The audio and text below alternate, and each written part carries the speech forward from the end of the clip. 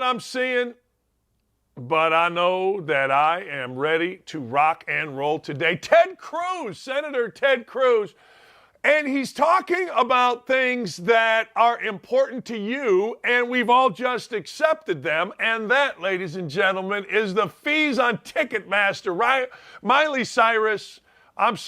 Taylor Swift is bringing the country together. Yes, she is. Yes, she is. We're going to talk to the senator coming up in about an hour. We're also going to talk to former Yankee Mark Teixeira. Looking forward to talking to him. Always opinionated, always fun. Our guy, Danny Z, with the mock draft. We're going to tell you who is going where. But isn't it amazing? Isn't it astounding? The number of players that are up to be traded. Like, I'm sitting here in Indianapolis, and I'm looking at this list, and I'm like, yeah, I think we would take Trey Lance. I do. I think we might not be mad at Ryan Tannehill. Delvin Cook, is he on the move? Is he leaving? There is talk that Delvin Cook, the running back for the Minnesota Vikings, may be headed to the AFC. Austin Eckler, the stud of the San Diego, Los Angeles, I'm going to screw that up my entire life, Chargers is available. Aaron Rodgers already got traded. I mean, think about this. This is insanity. I don't think I've ever seen really good players, like guys that can immediately help. You got to understand the NFL. Trades don't normally happen in the NFL. The NFL is more provincial. You get a good player, you get him on the rookie deal, and if it doesn't go, you do kind of what you're doing right now with Lamar Jackson. Hell, Lamar Jackson's up and able to be traded. Lamar Jackson is a guy that, again, I'll say it until it doesn't happen, and it hasn't happened yet, so I'd assume it's not. But I'll tell you, I think Lamar Jackson, or I wish Lamar Jackson would be here with the Colts. But the number of players, ladies and gentlemen, that are up for trade, I don't think I've ever seen it. And I really like it. I do. I really like it. Delvin Cook would make a big difference. How about Jonah Williams, the offensive lineman? I'll go through a ton of them. Zach Wilson, I don't know if he's great, but he is a young quarterback that people couldn't wait to give up on. Now, Zach Wilson, we all know, mother, more famous maybe than him. He's going to make life miserable for whoever comes in. That person's Aaron Rodgers.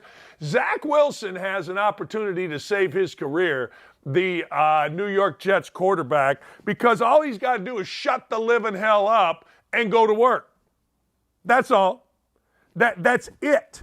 Shut up, go to work, learn from the man, and I don't want to hear it.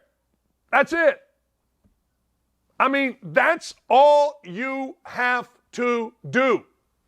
But I'm sitting here with the Colts, so I turned the TV on this morning. I want to see what people are saying. And I don't know if you saw this, but there are now reports that, okay, Bryce Young is going to be the number one pick, and Carolina is very happy. And those reports are out there now, and they seem to be legit. It seems like that's not just throwing something into the wind. All right, fine. But then when I turned on Good Morning Football, you know what I heard? The Colts are going to have their pick of C.J. Stroud, Will Levis, Anthony Richardson. I'm like, what? Is that really what's going to happen? Is that really how this is going to go?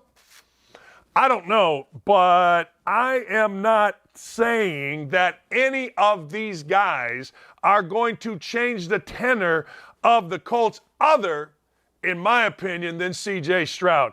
If you're going to ask me, and a lot of you already have, who do you want here with the Colts? I'd want C.J. Stroud. I got to figure out if I am Houston, and I'm going to ask, we'll talk to Ted Cruz about it. I'm going to ask, hey, look, serious question. Are the Texans taking a quarterback? I mean, hell, he's a senator. He's from frickin' right there. I mean, he should know. Should he not? I think he should. But we'll ask him. But anyway, it's a fascinating day. 21-4, 2 seasons, starting quarterback at Ohio State. Lost to Michigan. Everybody's going to say it, and that's going to be a problem. But hey, what are you going to do? What are you going to do? That's the way the cookie crumbles, as my grandfather used to say, and then I would always go and run and eat the cookie. NBA playoffs last night. I have an ongoing battle, just so that you know, with guys in Miami. See, you got to understand Miami. Miami Heat fans are the most provincial, are the most fanboyish. Miami Heat media is the most fanboyish in America. I mean, their media can't wait to tell you how great the Miami Heat are. I'm talking about the media. I'm not talking about fans. I'm talking about the people that are paid to cover. I work with a guy named George Sedano. You probably have heard of him. He's been on ESPN. He does some stuff. It's all good. But I did games with him, and he's like, well, you know, our guy, Eric Spoelstra, is the best coach in the NBA. All right, okay. Is he really the best coach in the NBA? And if he is, good for him. So I'm like, nah, everybody's just as good. I got to admit, maybe Sedano was right. Maybe I was wrong. I'm not even mad about it. I'm not. I am not mad about it. But I got to tell you, the Miami Heat and Eric Spoelstra are pretty freaking good. I mean, let's just be honest. They're pretty good. And they ended up as a 8 seed, knocking out Giannis and the fellas. So I got to tell you, I am all in on the NBA playoffs. I'm more so in on the draft, but I'm in on the NBA playoffs because you had an 8 seed win 4 times against a 1 seed. Pretty damn good. No, it's really good. It's incredibly good. So good for the Miami Heat, good for Duncan Robinson, good for everybody involved. Bad for me, I suppose, because the clowns are coming at me, and that's fine. That's fine. I don't care. I'll take all the heat. No pun intended. But also, speaking of the Heat, a lot of people are saying it's the biggest upset in NBA history. I don't know about that. We always want to make it an upset. We always want to make it something. I don't know. But I do know it coincided with Duncan Robinson getting more playing time. All right? It did. So you can get mad, glad, angry, or sad. New York went into Cleveland. Sorry, El Presidente. Whooped up on Cleveland, 106-95. Memphis, they got it done against L.A. And, of course, Golden State beat Sacktown. And that's just the way it was. And that's just the way it is. All right. Back to the NFL draft. If in fact, the number 1 pick in the draft is going to be Bryce Young, let me ask you this simple question. Very simple question. Does he change their franchise? And if your question or your answer is going to be yes, how soon? Because let's be honest. You know what? Andrew Luck, under the Ryan Griggs and Chuck Pagano regime, took over a 2-14 team. Andrew Luck came in. T.Y. Hilton came in the same time. Vic Ballard, who you don't remember, he came in the same time.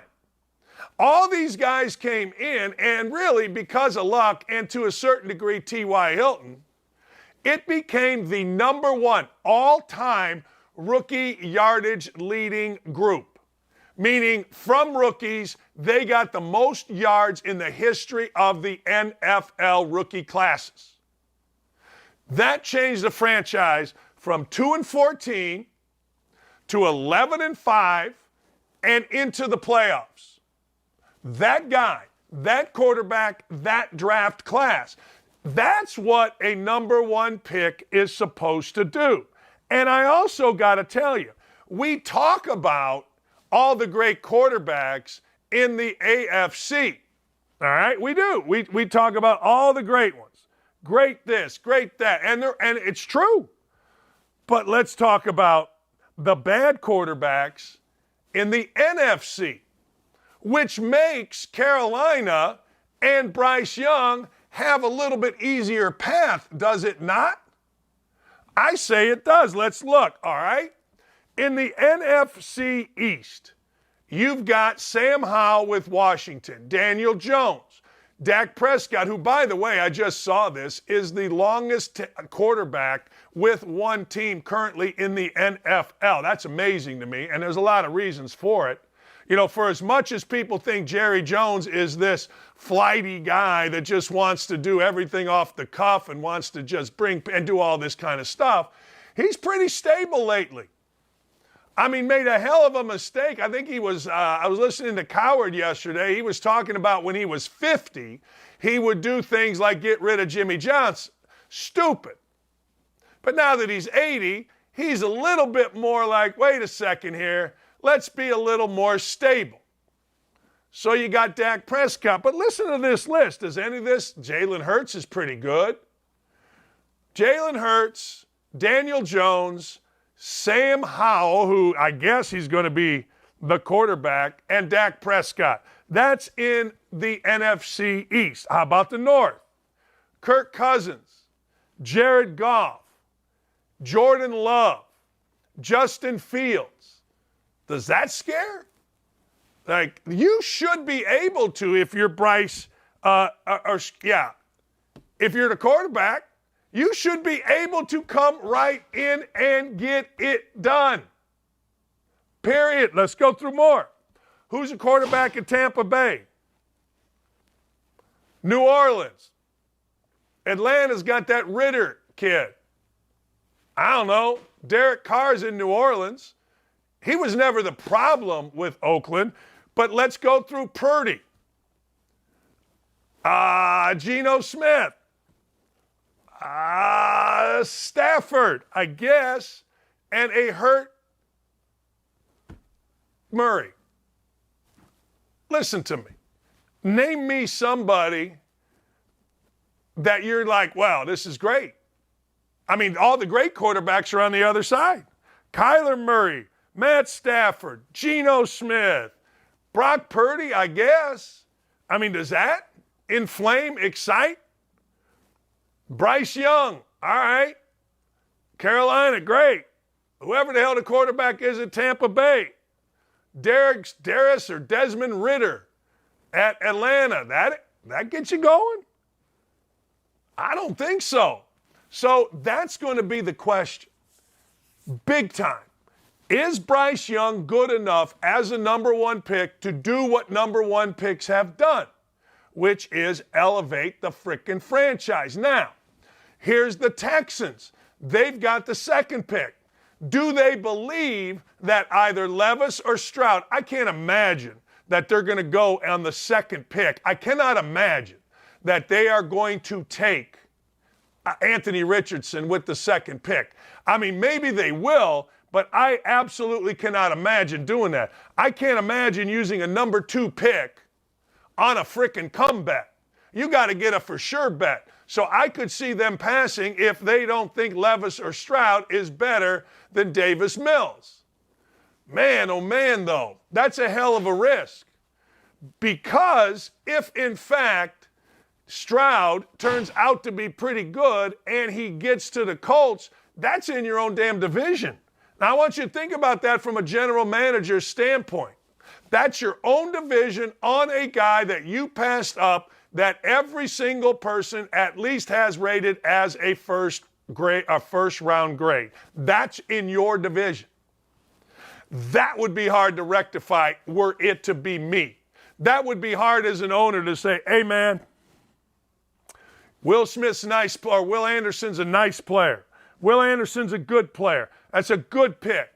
But it's a quarterback-driven league, and this guy Stroud has all of a sudden, out of the blue, turned the Colts around. That would be very, very difficult. Baker Mayfield, thank you, El Presidente, is in Tampa. I mean, let's be honest. Does any of these NFC quarterbacks scare you? Even Jalen Hurts.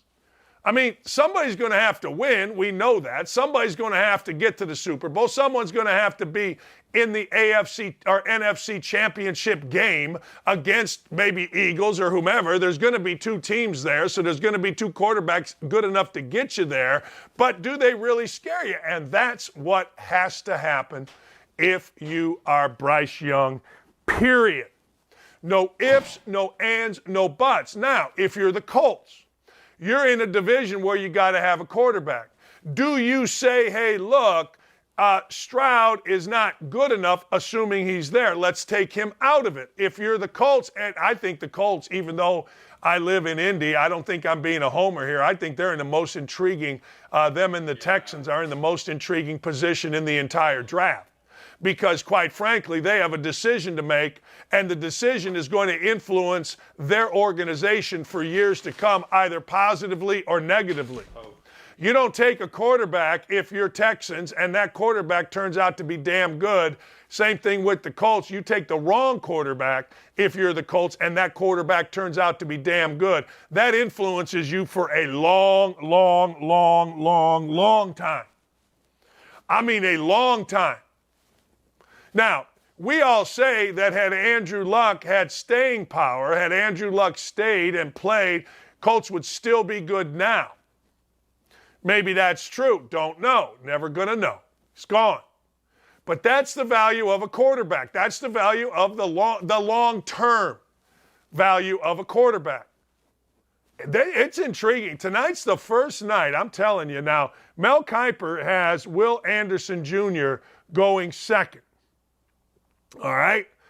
Third, according to Mel Kiper, the Titans are going to jump up and trade with the Cardinals. That's what Mel sees. See, Mel's the only guy I use. Then Mel has the Colts at number 4, taking Levis. At 3 on the trade, Tennessee, according to Mel, is going to get C.J. Stroud. 5th, he's got Jalen Carter. Fine. 6th, Devon Witherspoon, the corner from Louisville. Fine. Great. All that is wonderful. But the bottom line is the top 4 picks are going to make this draft either really good or really crappy. Raiders, 7th, kid named Gonzalez, cornerback from Oregon. Great. That's awesome. That's not that interesting. What's interesting, ladies and gentlemen, is the top 4. We're going to get with our guy, Danny Z. He's been putting out mock drafts. He's going to join the show. And we're going to talk to him in about 2 minutes. But the YouTube chat is saying it right. The YouTube chat's like, hey, I like Goff. But he doesn't. Does he inspire? Does Dak Prescott? I mean, if you're ever going to win, Dak Prescott, longest tenured quarterback in the league, not only the NFC is what I'm being told. But does Dak Prescott put fear in the hearts? Does Dak Prescott make you go, huh? Boy, oh boy, we got to beat Dak Prescott. I don't know. Does it really? I don't know. I don't think so.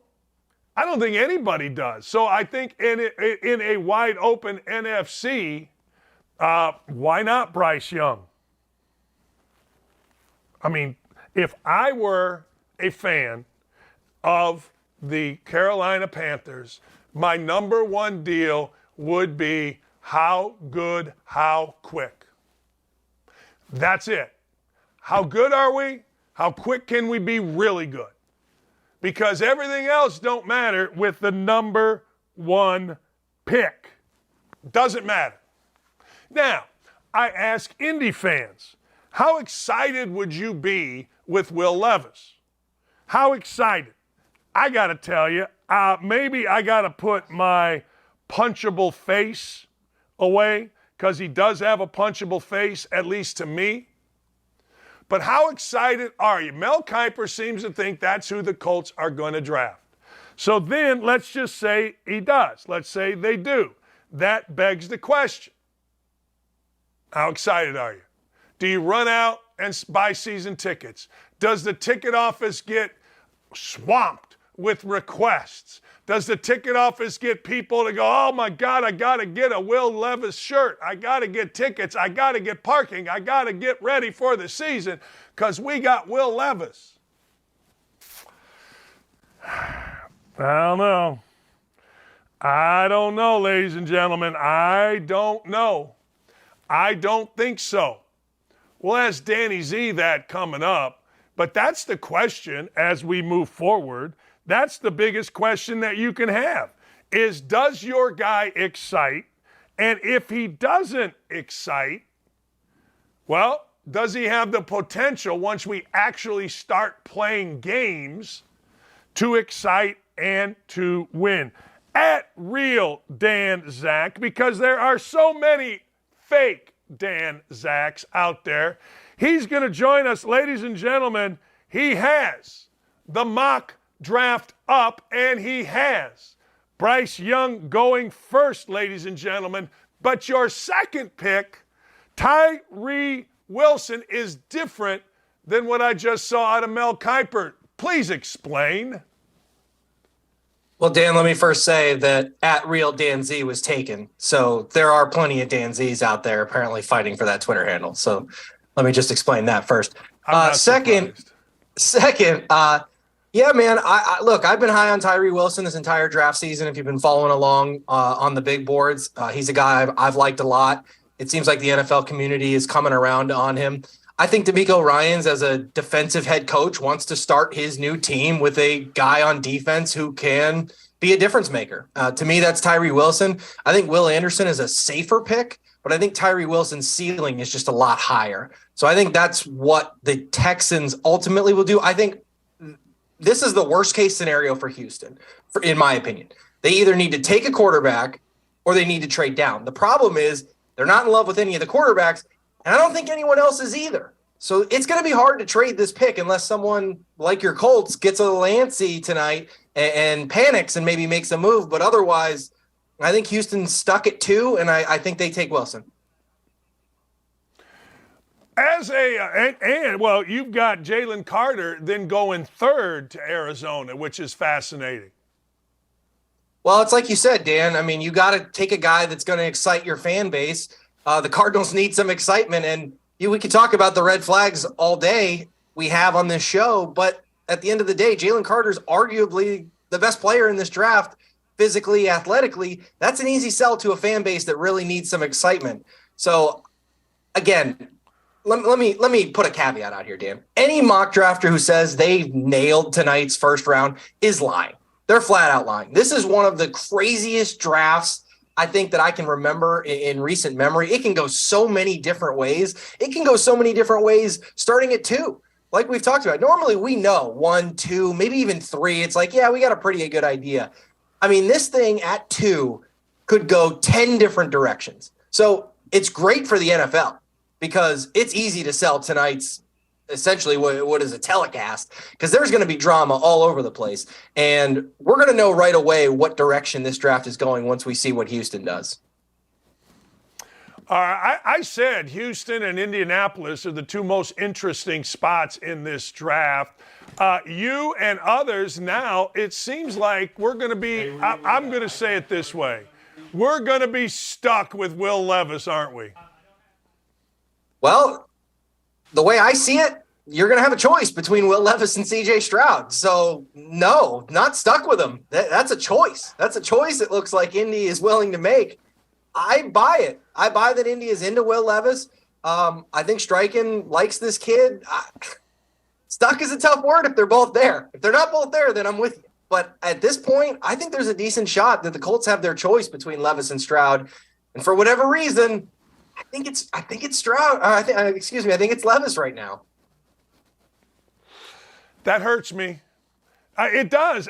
For some reason, I don't like Levis. Am I wrong about this? You've studied this more than I have. I did a thing way back on quarterbacks that have moved up in the draft because of whatever, and they haven't panned out. Is Levis a guy that's moved up in the draft since the season, or has he been a guy that's always there? Right. That's the interesting thing is I don't know that he's necessarily a riser because, we've been doing stories all throughout the fall. Like Mel Kiper's been saying, well, Levis should be the number 1 pick since October. So I'm not actually certain that he's necessarily a riser. If anything, perhaps he's fallen a little bit at times. I mean, he's bounced back and forth, but I think it's always been a lock that he was going to be a top 10 pick. So I don't see him. Actually, if anybody, it's Richardson. if you want to talk about quarterbacks who have risen, I don't think anyone saw that coming. And now all of a sudden he's a top 10 pick. I think the DraftKings odds are he's still favored to go in the top 5. So if anyone is that riser this year, I think it's Richardson, because Bryce Young, CJ Stroud, Will Levis have all kind of been in that mix, top 10, top 15, pretty much all season. Levis has fallen at times because of poor performances at Kentucky, which is definitely concerning. And there's just so many things that remind you of Zach Wilson. Lots of videos of him throwing in shorts, like, oh, look, from his knees, he throws it 50 yards. Like, well, you don't throw the ball from your knees in the NFL. Hardly ever. So I don't know what value that provides to anyone, but yeah, I like Stroud quite a bit more, and I think the Colts would be absolutely foolish if they stay at 4 and CJ Stroud is there and they take Will Levis. I think that's a massive mistake. I think it's a mistake for Houston to pass on him. But something about it, man, like he seemed agitated yesterday when he was asked about the low scores. He said he's going to be one of the smartest quarterbacks in the NFL come Thursday night, which is a bold claim, I would say. And it makes me think that he's a little nervous that this stuff is real. Because I think if he was just confidently like, hey, man, it's a test, whatever, that would say to me that teams are telling him, like, look, we're not worried about it. You're good. His agitation level made me think there might be something here. He might know that stock is legitimately falling. Yeah, I think it'd be impossible, don't you, to not pay attention if you're in that situation. Like, I'm guessing your agent is going to sugarcoat things, but once that number came out, once that score came out, I think it would be impossible in this day and age, if you're CJ Stroud, Danny, to not pay attention or at least not know or not see it. Impossible. I mean, look, we're talking about these guys, their livelihoods, their futures. I mean, there's nothing on these guys' minds right now outside of the NFL draft. Where am I going to go? Where am I going to be playing next year? Where am I going to be picked? How much money does that mean? Because obviously there's a rookie scale. Every pick you drop, you lose money. It's impossible for these guys to not be. And look, they're all 22, 23, 24-year-old kids. They're on the internet, man. Like, you got kids, they're on the internet. How would you possibly avoid it? It's impossible. You have CJ Stroud going all the way down to number 8, and then you've got a trade at number 9 where all of a sudden Anthony Richardson is going to be taken by the Tennessee Titans. Is your mock draft, what is it based on? Like, how much in your mock draft did that score come into play? Well, I mean, I think it's legitimate that CJ Stroud's stock is falling. Now, the question is, how much does it affect it? So basically the way I did it was, well, I don't think Houston's going to take him. I don't think the Colts are going to take him. At 5, could teams, that's when I started looking at trades. Okay, so CJ Stroud has now fallen to 5. I think there are teams that are still interested that might think, hey, that low score bumped down a guy that we didn't expect to get. The Atlanta Falcons a month ago probably didn't think CJ Stroud would be available to them. So now, after he falls past the Colts, you're kind of start going, all right, what can we do here? The question is, how much draft capital do you want to give up for him? So the way I looked at it was, I think the score matters. I think it pushed him down the board, but at a certain point, he's still an incredible talent. The Falcons don't have a settled quarterback situation at all. At some point, you just kind of go, maybe he wasn't even on their board or wasn't a guy they were targeting, but 6 goes by, 7 goes by. You just go like, hey, we got to take this kid. And then as far as that I think starts the run on quarterbacks. That's why we have the trades coming. Because after they take Stroud, which I think the Titans might still do, by the way. I'm not convinced they might not try to jump up with even maybe like Detroit or the Raiders if they can. But in this situation, I had the Falcons jump on Stroud, Titans panic a little bit. I think they want a quarterback. And I think Anthony Richardson actually makes a lot of sense to Tennessee. They tried to basically draft Anthony Richardson and got Malik Willis. Didn't work out. Anthony Richardson's a better version of Malik Willis. So that's clearly the type.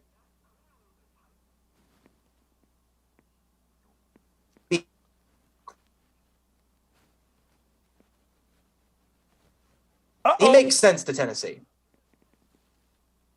What happened? Like Malik Willis, he was a 3rd rounder, I think, and he got like 2 seconds of opportunity and everyone's discarding him.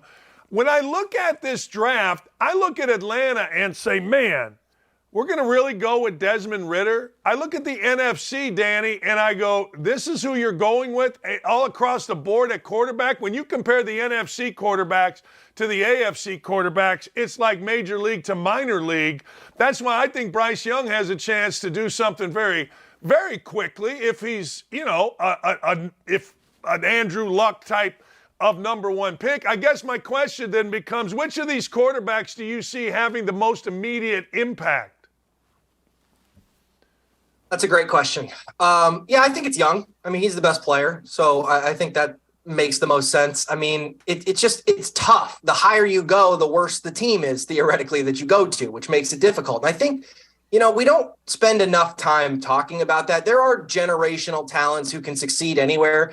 But a lot of these guys, like, their careers fizzle out because of where they end up, the coaching they get, the team they end up playing for. So it's not even necessarily always on the player. David Carr is a great example. I still think David Carr would have been a good NFL quarterback if he went anywhere else but an expansion team and he was hit 150 times in his first 3 years. Like, David Carr never had a chance to succeed in the NFL. Was he a generational talent? No, he wasn't, because he would have popped in that case. But I think we have plenty of examples of guys. Look at Jalen Hurts. I don't think Jalen Hurts is an elite quarterback, but he's in a perfect situation with a great coaching staff, a team around him. And all of a sudden, this guy's, now he's getting paid $250 million.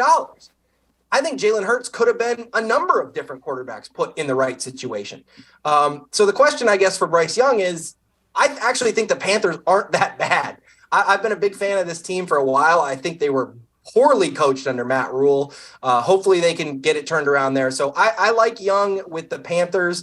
The other guys, honestly, I can't tell you till I see where they go. I got to know where they're going, because if you land in a good spot, in Tennessee's a good spot. If CJ Stroud were to somehow fall to the Titans, I would love that for him.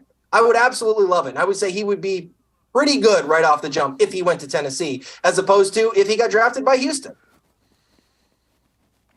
You know what's interesting? Will Anderson Jr. and you mentioned Jalen Carter and actually Nolan Smith, who was a monster at the Combine.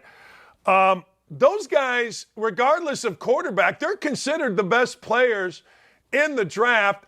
I would, if I were any of the top 5 picks, here's what I would. I would absolutely want to know everything about Jalen Carter. I don't care whether it's, I should take Bryce Young. I got to know everything about Jalen Carter, because when I spoke to Urban Meyer getting ready for the Georgia-Ohio State game, I'm not sure I've ever heard him talk about an interior lineman like he talked about Jalen Carter and the talent and the effort. Now, a lot of things have happened, but I got to know before I pass on him or Anderson, don't I?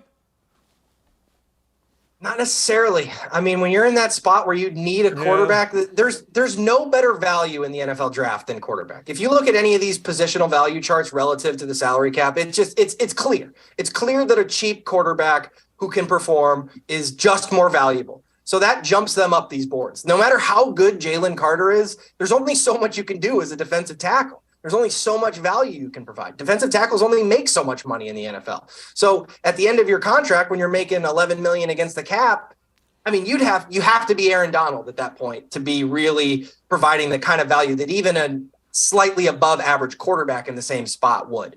So that's kind of what I deal with. Even when I'm doing big boards, I struggle the most with how much do I weigh in? How good is this kid as a football player versus his positional value? Like Bijan Robinson, I think he's the best pure football player in this draft. But there's just no question that running backs don't carry the type of positional value that other guys carry. Even edge rushers like you or like even a strong interior defensive tackle is just way more valuable than a running back, unless Bijan Robinson is Barry Sanders incarnate. And then it doesn't matter. But otherwise, so what these teams wrestle with, Dan, the most is if I'm going to – tight end's another one, by the way. Tight ends historically in the first round do not – you have to draft Travis Kelce or you've made a mistake. So essentially what you're doing is you are lessening your margin for error when you go with a position that isn't as valuable. When you take a quarterback, you don't necessarily have to get the guy. Everyone thinks you have to get your franchise guy that's going to be there. No, you don't. You got to get Jalen Hurts, a guy that can run the offense and can take you to a Super Bowl. You can do it with that guy. But if you decide to take Bijan Robinson or Michael Mayer or one of these tight ends, you have to be 100% that they are going to be in the top 3 of their position within 2 or 3 years, or you are not getting value.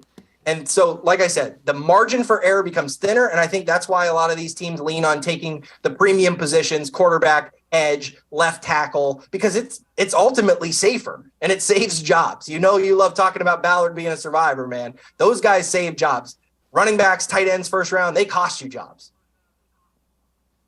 We got a left guard that we drafted 6th, and somehow, some way, survival mode has kicked in for our guy Ballard. Let me ask you about Bijan Robinson. You know, we only talk about running backs when we really like them. Like Saquon Barkley is a media darling. Jonathan Taylor has been good, but it hasn't really equated into anything. I don't know. This guy, Bijan Robinson, I've seen him. He looks special, but is he special? And does being special even matter? He is special, and it's because he can catch passes in a way that a lot of other guys can't. This kid can line up all over the field, and I think that's where we're headed. These running backs have to have that skill. You have to be able to line up in the slot, run some routes, catch some passes. You got to be able to block. Yeah, I think a do-it-all running back, which I think this kid is, absolutely still has value in the league, 100%. Yeah, you know, they get so diminished so quickly. You know, everybody does. I think this draft, tell me if you think I'm right about this. I think this draft, not this year, not maybe next year, but in a couple years, is going to cost a lot of people their jobs, to your point. I just see this draft as really, really risky. And you better have a great, not a good, a great scouting department if you're going to take Will Levis over C.J. Stroud, or C.J. Stroud over Will Levis, or Anthony Richardson. You're going to not take. You see what I'm saying here? This draft is going to cost folks some jobs. So every draft has the potential to cost folks their jobs. There's no question. Actually, no, I know. The one saving, I'll give you this though. The one saving grace is this draft might end up being one of those bad drafts where we look back in 5 years and go, man, no one was good. In which case, it's not going to cost you your jobs. It's like you just took one of the bad players, and so did everyone else. So who cares?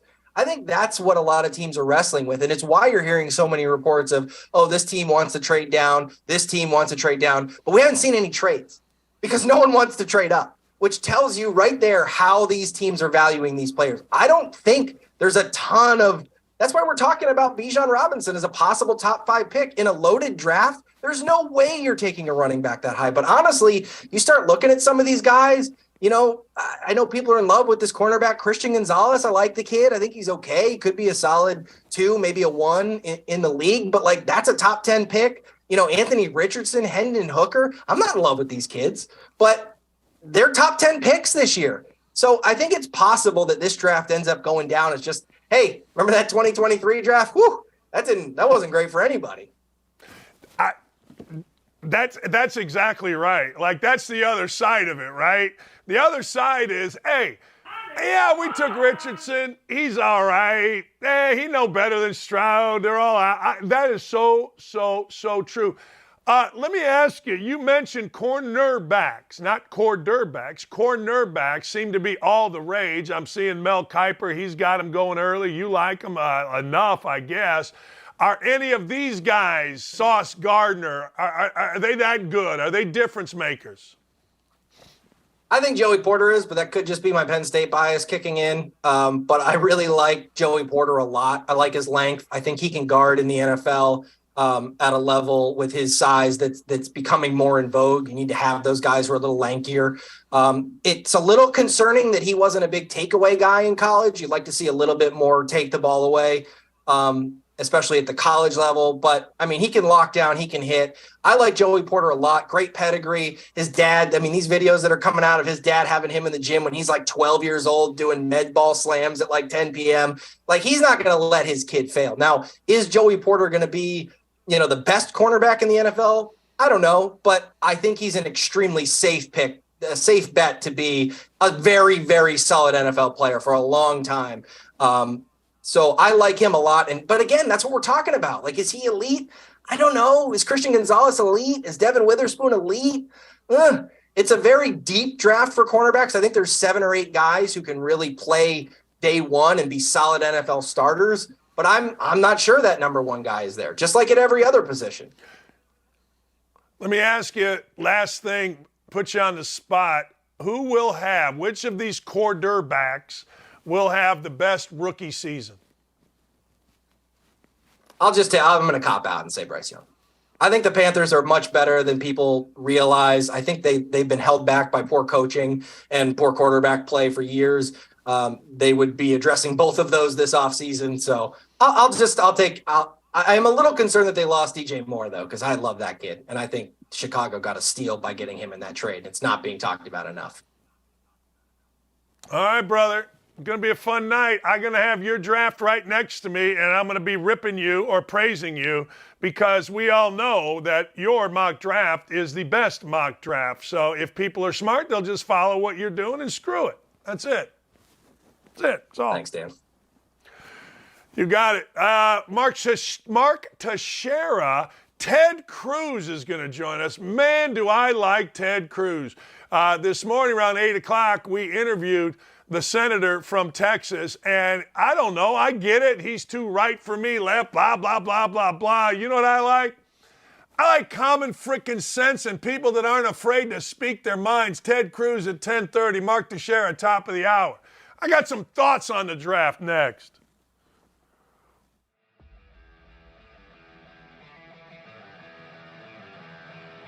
Welcome into OutKick the show. I am Clay Travis, your fearless leader. I am going to continue to argue that sports is one of the great unifying forces in all of American life. ESPN is a sinking ship.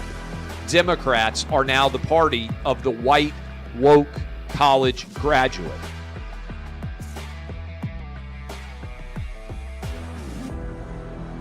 We live in a land of participation trophies. You gotta lean into the turns. You really gotta lean into the turns. When Leah Thomas walked in that first day, it got silent, and every girl was uncomfortable. Very difficult to go back-to-back years in the NFL with the number 1 overall pick. I've been out of LA long enough to have forgotten that libs, no matter how ridiculous the scenario, are gonna lib. Another week of inflation, another week with Biden with COVID, and another set of losers to crown. People don't watch the WNBA on TV, in person, on a plane, on a train, on a bus, or on purpose. The scary thing, Tommy, is in the history of this government, I've never seen them give anything back that they've taken. Oh no, they never do. And they won't. We've seen coaches throw water bottles. We've seen coaches act like idiots. We've seen coaches slap other coaches. But I think if you're involved in carjacking, you're inherently a rotten human being. The level of stupid that sometimes gets on our YouTube chat just gives me a headache. You're born a male, play with males. You're born a female, play with females. Don't at me about it, people. I believe this person is the greatest player anybody alive will ever see. How can you hate Derek Jeter? A guy's on base percentage tells me his batting eye, and a guy's slugging percentage tells me if he's a threat. That's the kind of guy that throws a no-hitter, that effectively wild guy.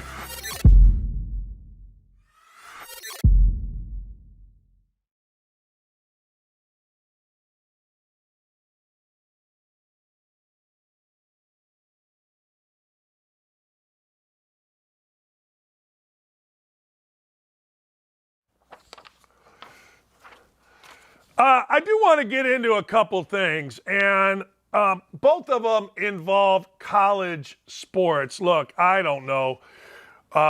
Maybe I'm just not smart enough. Maybe I just don't have enough insights. Maybe I just am too old school, but I don't think college athletes should be walking around with guns. And our Glenn Guilbault has an article out on OutKick about, hey, look, hey, Nate Oates, how about you just, Nate Oates, have a drop box and put all your frickin' guns on your team in a frickin' drop box? How about you just do that? I don't know if you saw this, but another of Alabama's finest, a recruit who apparently was not yet enrolled in school, but with the transfer portal was transferring from Wichita State, got stopped on campus or right around campus. Next thing you know, they got weed in the car. Next thing you know, he's got a gun in the car.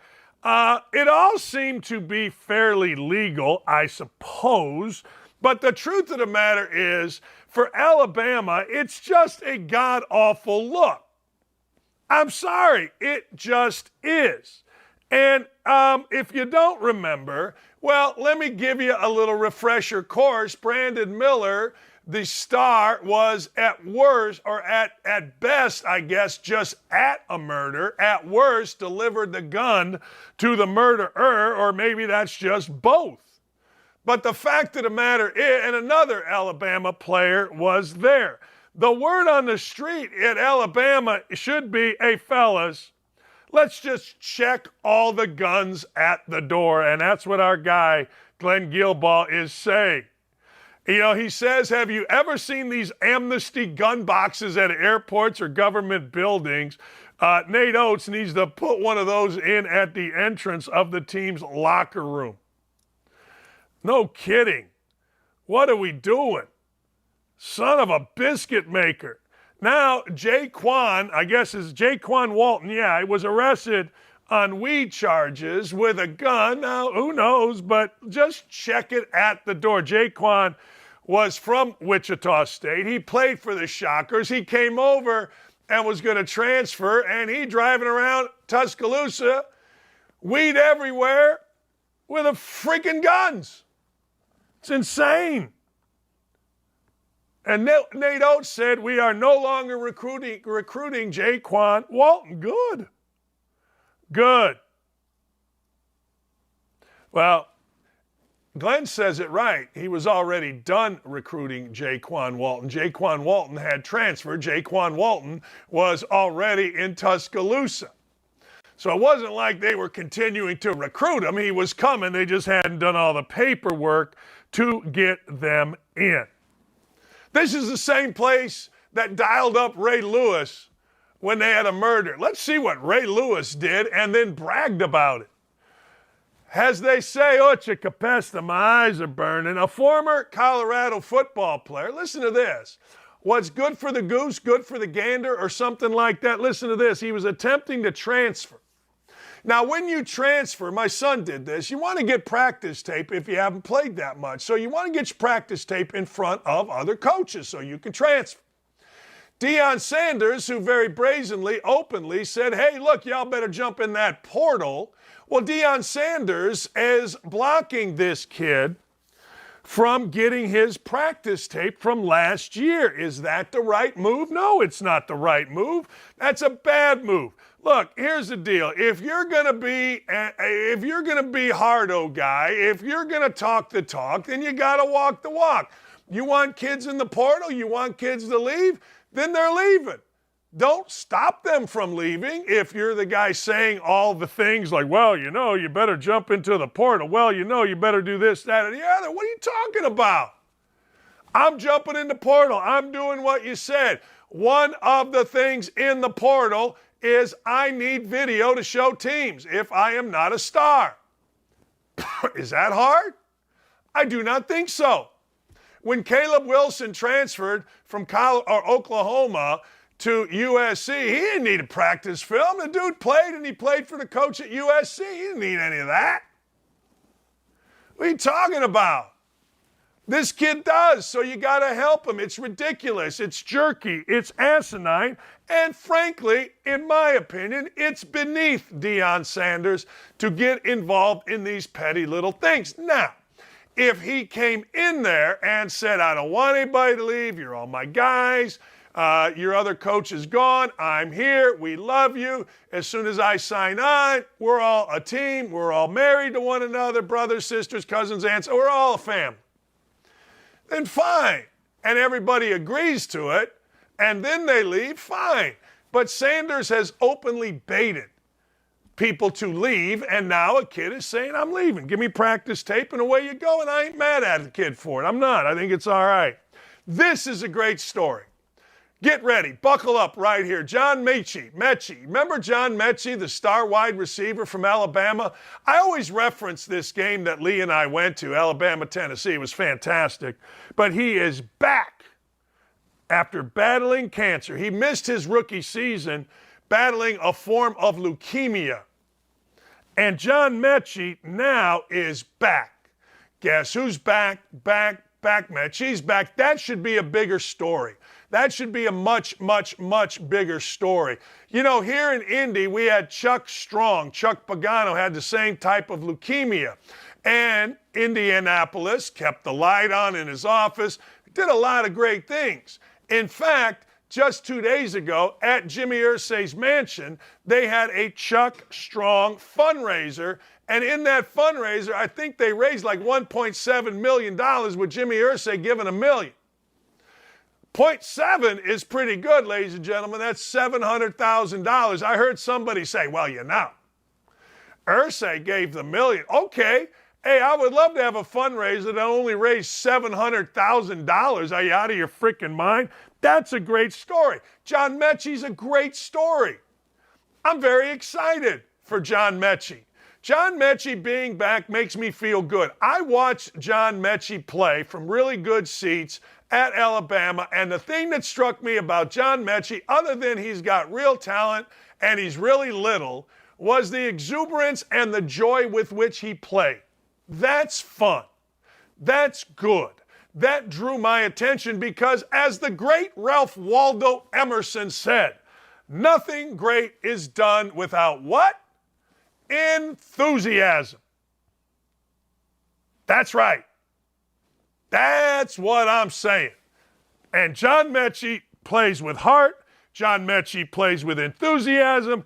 John Mechie plays the way that people should play, should live their lives. That's my opinion. I don't know about your opinion. Maybe John Mechie doesn't play for your team, so you don't like him. Look, Colts and Texans are in the same division. I don't care. I want John Mechie back on the field. All right, let's go to a couple draft things. I mentioned earlier, hey, how many good players are available? It makes me beg the question, what is going to happen with trades in the draft? You know, if you open up a mock draft, you know what you see? Trade ahead. I just got a text from our friend Bear from he's from Fox now. He said, hey, I'm hearing the Colts are going to have to move up to 2 to get Will Levis. I'm like, wow, I have not heard that. It would surprise me because, frankly, that's not exactly Chris Ballard's M.O. He would have to be completely in love, but that's just an example of, is there going to be trades in this? Sure seems like there should be, because there's certainly, particularly in the NFC, as we documented earlier, it seems like the quarterback crop is not good. And if you like these quarterbacks and you are Atlanta, or you are, name a team basically, other than Chicago, I'm guessing you're paying Kirk Cousins too much in Minnesota to move him. I assume you like Jared Goff, but is Jared Goff really that good? Is Jared Goff really going to get you where you want to go? I don't have the answer to that. You don't have the answer to that. Who knows? Not me. But the fact of the matter is, there, I think, going to be some trades. I don't think there's going to be many where guys move up. I don't think the Colts move up. Did you see this? Left tackle for the Jaguars. One of those positions where you got to have a guy named Cam Robinson is facing a multi-game suspension. Now, you got Trevor Lawrence slinging the caca. You got his left tackle who's pretty good. Guess what? PEDs, possibly. They are awaiting the results of a B sample before deciding on the length of the suspension. It's Robinson's first offense. He could be suspended for 2, for 6, or 8 games, depending on which substance has been found. He's in the second season of a 3-year, $52.75 million contract. He would lose, listen to this, $888,888. That's what he would lose per game. I'll let you do the math times 6. I'll let you do the math times 2. Dang. But it's probably a lot of money. But that's what this kid. So now, if you are the Jaguars, does that change your opinion of the draft? Does that make you move things around? I don't know. But I do know this. This draft is going to be fascinating at number 2 and number 4. Mel Kiper, he has Bryce Young going number 1. All right, there you go. Me, I don't know. I'm not going to lie to you. People ask me, what am I hearing from the Colts? I have heard that the Colts do like Will Levis. I have heard and will continue probably to hear that score of C.J. Stroud, now, while not making a difference to the Colts, is a concern of the Colts. They've spoken to C.J. Stroud a number of times. There was a time here in Indy where we here in Indy would have been thrilled. I mean, thrilled to have C.J. Stroud. Now people are like, yeah, I don't know. Coming up, we're going to have Mark Teixeira, former MLB great. I can't wait for you guys to hear what Ted Cruz has to say. I think you're going to love it. I do. I think if you like this show and you like what we're all about, and I assume you do because you currently are watching or listening, I think you're really, truly, truly going to like what Ted Cruz has to say. The Otter Creek makes a great suggestion. He, for the Colts, wants to trade Chris Ballard for a 6th-round pick. All right. Okay. Oh, no. 200 likes and Dan will do the chicken dance? I'll do the chicken dance, but I am not pranking my local Domino's. Those days are over. Don't you get arrested nowadays for prank calls? I don't need to be thrown in the Who Scout. I don't need none of this. 0. Teixeira, baseball, next. One thing you'll notice is every pitcher will do this or this or this, and that's to get moisture for this. Okay, this is rosin, and the rosin bag, if you can probably see this, it's coming out. There's a little dust, right? It's like a little fine powder. Of itself, it's not sticky. Like I have rosin in my hand, it's not sticky. However, the second I do this, when I'm sweating, I make the rosin sticky. That's when I go back to the ball and rub the ball up to give me a little more adhesion between my hand and the ball. Now, here's the thing. If you think about this, if I put a fine powder on my hand and then I make that powder wet that makes it sticky, any dirt that I come in contact with is going to stick to my hand. All right. So what you're going to see over the course of a couple innings will be my hand will start to darken because it might look like a substance, but it's not. It's just sticky rosin that has dirt in it. Now, I was a guy, so here's the thing. I threw a split-fingered fastball, right? I did not want the ball to stick to my fingers ever. So I didn't want rosin in between my fingers. So I would wash the insides of my fingers between innings with alcohol if it got too sticky. However, there are other guys that throw sinkers, certain breaking balls, who will want the ball to be extra, extra sticky, and they'll just let their hand muddy up. Now, the umpires can certainly say, hey, listen, you got to wash it off. That's fine. But they have to acknowledge that just washing it off isn't going to change the fact that it's sticky, because you go back to the rosin, you have more moisture, it gets stickier. Your hand's going to look dark no matter what, right? And if you touch your hat all the time, you'll see that Major League Baseball players' hats a lot of times will get dark under the brim or dark at the cap. Also, guys like Gaylord Perry that used to cheat, they would use Vaseline on the inside of their caps. They would use Vaseline on the inside of their bottom lower lip because it stayed there.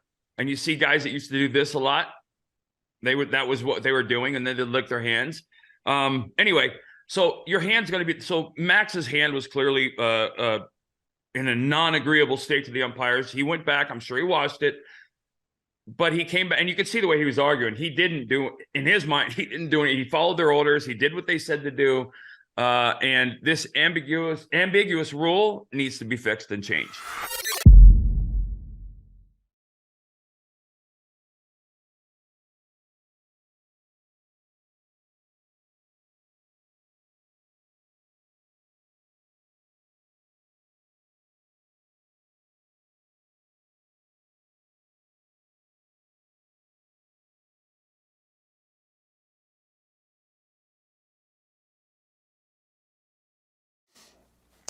You know, in baseball, Thursday many times is moving day, and the Mark Teixeira house, apparently this Thursday, is cleaning day. But you know what? He's hiding right now in the gym, so he doesn't have to get a dust mop or rag. Good for you, man. You're a man after my own heart, brother. Salute. I appreciate it, Dan. You know, as long as you spend time in the gym, it's like you're working out, so I don't even have to get a sweat going today and feel like I did something. Yeah, and you know, and that something doesn't involve cleaning, which, you know, let's be honest. Who the hell wants to do that, Mark? God dang, not I. Hey, I hear you. Let me ask you a couple things. You played a long time, very successful, World Series ring. You see what's going on in baseball with the new rules. The games are shortened. I don't know. What's your take on the whole deal? I love it, Dan. I think it's 10 years too late, by the way. I remember towards the end of my career, I retired in 2016. Towards the end of my career, I'm looking up at the scoreboard. It's the sixth inning, and the game's already been going 3 hours. And, like, I'm exhausted. So when you look at where we have come just in the past year, cutting off a half hour of game time, it's a huge win for the fans, a huge win for the players. I applaud Major League Baseball for getting this done, but it was also 10 years too late. Yeah, you know, I'm curious because people always say, well, you want to play behind a pitcher that plays fast, he keeps everybody. But damn, the length of the game, even for you involved in the game, as you said, it was exhausting. That's interesting to me because when I played or I coached, like it never was like that, but basketball is only a 2-hour window. You know it's 2 hours. There's a clock, for crying out loud. Yeah, you know, I think it was more for me as I got older. You know, as your body starts breaking down, you don't have as much energy. I felt it more. And if you look at a half hour every single game, multiplied by, 162 games, that's a whole lot of wear and tear on these players. I mean, position players especially. And then, so you take the on-field product, I think is suffering. We have more injuries than we've ever had in the sport. And fans are they're getting tired. They want to go to bed. If it's not a really close game, if it's a 4 or 5 run game in the 7th inning and it's already been a 3-hour game, fans are leaving. They're turning off the TV. So again, I think this is good for both sides of the product. You know, one of the things, do you have a problem? I'm glad to hear you say this because I've talked to a lot of guys in baseball, old school guys are like, commissioner doesn't like the sport. He's putting these stupid things in. Look, nothing's perfect. You know, we saw Cody Bellinger get a strike called on him for, kind of acknowledging the fans. I think eventually these things will get worked out, will they not? No doubt. I mean, it's just like anything. You're going to have a learning curve. And I think between the players and the umpires, there's going to be a learning curve here. And, what we have to realize is that, these are investments for the future of baseball. Kids are not watching baseball like they used to. Like my kids, that generation is not watching baseball the way that my generation watched it.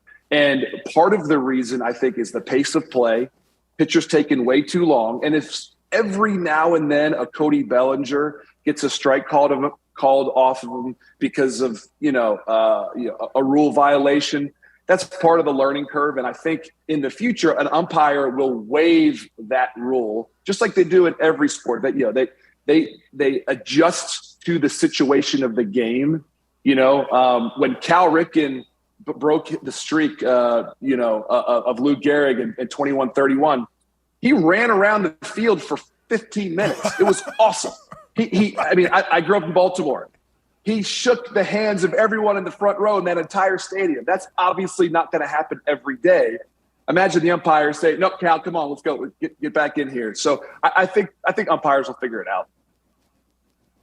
Yeah, me too. And you're exactly right. You got to acknowledge certain things. A guy like if Rizzo comes back to Chicago, I'm a big Cub fan, grew up in that area. I'm giving him a standing O. I mean, if they call, whatever. I just think baseball in particular, don't you think acknowledges their history better than any other sport?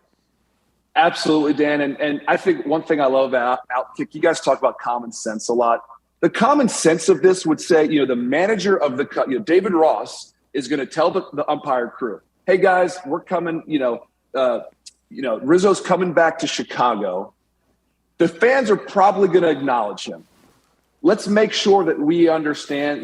Give him a few extra seconds to tip his cap and let him go." That's just common sense, and I think it's up to the managers and the umpires to, before those types of games and those type of experiences, to be prepared. Yeah, again, that's just common sense. All right, I got to ask you, do people recognize you for baseball or for Entourage? It's funny, Dan. I'm rewatching Entourage again. So I started season 1 about a week ago. Love that show. I would say, obviously more people baseball. But that being said, after that show aired, that episode aired, and man, this was probably 2011-ish, maybe 2012. And for those of your viewers that don't know, I did a cameo the last season of Entourage. People at the stadium, whether it was in New York or Boston or wherever, were like, "Hey, Tex, you should have given Turtle more money. Hey, Tex, stop blocking Turtle's investment." But I thought that was a good time for us. And Doug Ellen, who's a good buddy of mine, the creator of Entourage, he always wanted to shoot at Yankee Stadium. Grew up in New York, and he's like, "Tex, I got to shoot at Yankee Stadium." Called up Randy Levine and Brian Cashman with the Yankees. They were all for it. They were super pumped. Anything that's great for the brand, the NY logo is a cool thing, and I think we all enjoyed it. How much different is it in all areas, playing in Yankee Stadium, playing for the Yankees, playing in New York City? When it's good, when you're playing well, there is nothing better than playing in Yankee Stadium. When it's bad, there is nothing worse than getting booed at home at Yankee Stadium. And that's life. That's life in the big city. And I loved it, because when I was playing poorly, whether it was with the Texas Rangers, the Atlanta Braves, when I was playing poorly, I was in a bad place. I wasn't happy to be around. You didn't want to say the wrong thing to me. I was going to snap at a reporter. I was going to snap at a teammate. I hated playing poorly. So if I got booed while I was playing poorly, yeah, I mean, it adds a little bit of fuel to the fire, but I'm still not a happy person. And the flip side of that is when you're doing well, when you ball out and go 4 for 4 with 2 home runs and make a couple nice plays, you want the fans to acknowledge that. And at a place like New York, when you're putting those pinstripes on and you have a great game, especially in a big win against the Red Sox or a key division game or a key playoff game, they love you. And you're going to hear that love in the stadium. And so it's the give and take of playing in a big market like the Yankees. When you look at the Yankees today, I want to get your opinion on two people, Ohtani, and I want to get your opinion on Aaron Judge. I'm going to give you mine. You tell me I'm wrong. Last year, as you're going through it, to your point on Yankee State, I'm playing for the Yankees, the pressure on Aaron Judge, it was unbelievable. I think, you tell me maybe I'm wrong, but it seemed like being with the Yankees, breaking a home run record by a beloved Yankee, Roger Maris, pressure was insurmountable. And then I'd like to get your opinion on that and Ohtani and what he's about. So Aaron Judge's season last year was one of the most impressive things in baseball history. And that's not my opinion. I mean, that is, subjectively, yes, I love Aaron Judge as a Yankee, but objectively, you look at what he accomplished. Then you add the pressure that he beat it, as a Yankee, in a pennant race. I mean, the Yankees had a good season. They got to win games. He was locked in all season. And a guy like Aaron Judge, as long as he's healthy, he's going to be a force every single year. It's almost like when Shaq was in his prime. You could do anything. You could try everything to stop him. You were not going to stop Shaq in his prime because of his physical abilities. Aaron Judge is so big and strong. As long as he's healthy, all he has to do is make contact. He makes contact and good things happen. So, last year was impressive. And, I think he's having another great year this year. And as long as he stays healthy, he'll put up MVP numbers again. When you talk about Ohtani, something I've never seen before. I obviously wasn't around to watch Babe Ruth as a pitcher and a hitter in a completely different time. I mean, baseball was like a hobby for a lot of people, a lot of professional baseball players back in that period. For Ohtani to be, arguably a top 5 pitcher in the game, arguably a top 10 hitter in the game, his worth, he's probably worth $60 million a year because of what he can do on both sides of the baseball. There's only a handful of teams that can pay $60 million a year for one player. And his free agency is going to be really interesting. All right, I have a theory. And this theory gets shot down sometimes it doesn't. But baseball, maybe not more than anything else, you got to have a big postseason moment when you are considered Ohtani or when you're considered Mike Trout. Am I wrong about that? I don't think you're wrong in what somebody's value is to the world, to the media landscape, to advertisers. One of the reasons Big Papi became Big Papi is because he was a huge part of breaking, the curse of the Bambino. If the Boston Red Sox were a meddling team for 15 years, never won a World Series, and the curse continued, Big Papi would be David Ortiz. And David Ortiz is a really good baseball player. When you do those type of things, when you become Big Papi, you become bigger than, your stats for 162 games. So Ohtani, while, I think he's a star, he's obviously a star.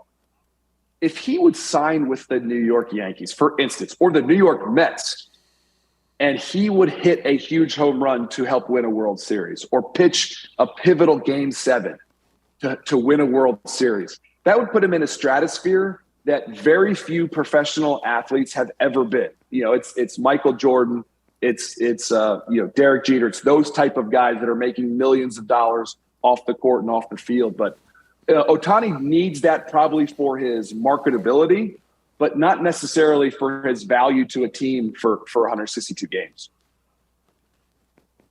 No, I agree. Are you surprised, speaking of Jeter? Jeter went from a guy that, you didn't hear much from other than on the field. Then he owns the Marlins, and he's kind of quiet. Then he's out. Now he's on he and Barkley are on every freaking commercial that I see. And Shaq, is this surprise you about Jeter?